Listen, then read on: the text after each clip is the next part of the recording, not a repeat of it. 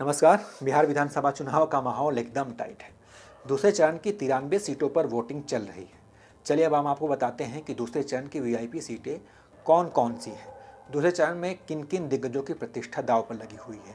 आज इन दिग्गजों की किस्मत ईवीएम मशीन में कैद हो जाएगी और 10 तारीख को इनके भाग्य का फैसला होगा। खैर फिलहाल अभी हम आपको बताते हैं कि वो वीआईपी सीट कौन सी है जो दूसरे चरण में जिनकी प्रतिष्ठा दांव पर लगी हुई है।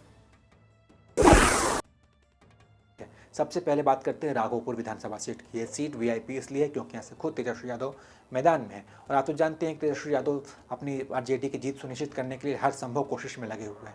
खुद तेजस्वी यादव राघोपुर विधानसभा सीट चुनाव लड़ रहे हैं और वो राघोपुर सीट ही नहीं बल्कि पूरे बिहार में खूब धाकड़ प्रचार कर रहे हैं। धड़ाधड़ रैलियाँ हो रही हैं और इस रैलियों के मामले में अपने उन्होंने पिता का भी रिकॉर्ड तोड़ दिया है।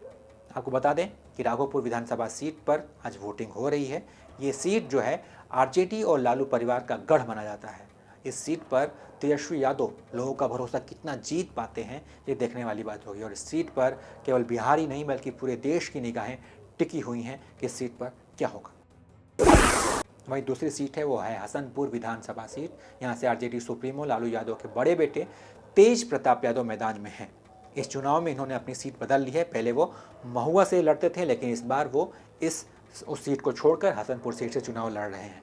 यहाँ के सियासी और सामाजिक समीकरण आरजेडी के पक्ष में है लेकिन तेज प्रताप पर लोग कितना भरोसा जता पाते हैं ये देखने वाली बात होगी। इस सीट पर भी सबकी नज़र है, बिहार ही नहीं बल्कि देश भर की नज़र लगी हुई है हसनपुर विधानसभा सीट पर। और इस बार जो है कि दिलचस्प बात यह है कि नीतीश सरकार के 4 मंत्री भी मैदान में हैं दूसरे चरण में। जी हाँ, 4 मंत्रियों की इज्जत साख पर लगी हुई है। इसमें से एक पटना साहिब सीट है जहाँ पर सालों से नंदकिशोर यादव जीतते आ रहे हैं। इस बार क्या होगा ये देखने वाली बात होगी।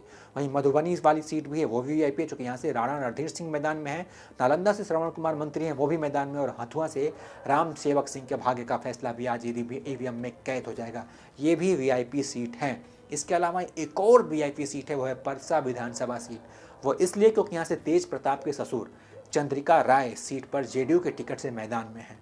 लालू परिवार से पारिवारिक रिश्ते तल्ख होने के बाद इस सीट पर जेडीयू ने पूरी ताकत झोंक दी है चुनाव प्रचार में। यहाँ तक कि लालू यादव की बहू ऐश्वर्या राय भी इस सीट पर प्रचार कर रही हैं, अपने पिता के लिए वोट मांग रही हैं। चंद्रिका राय इस सीट पर लोगों का भरोसा जीतने में कितना कामयाब हो पाएंगे ये देखने वाली बात होगी। ये भी देखना होगा कि ऐश्वर्या राय जो इतना प्रचार कर रही हैं वो अपने अपमान का बदला ले पाती हैं कि नहीं ले पाती हैं। खैर ये सारे सब कुछ पता चलेगा 10 तारीख को, यानी 10 तारीख जो है वो नतीजों का दिन है, काफ़ी अहम दिन है।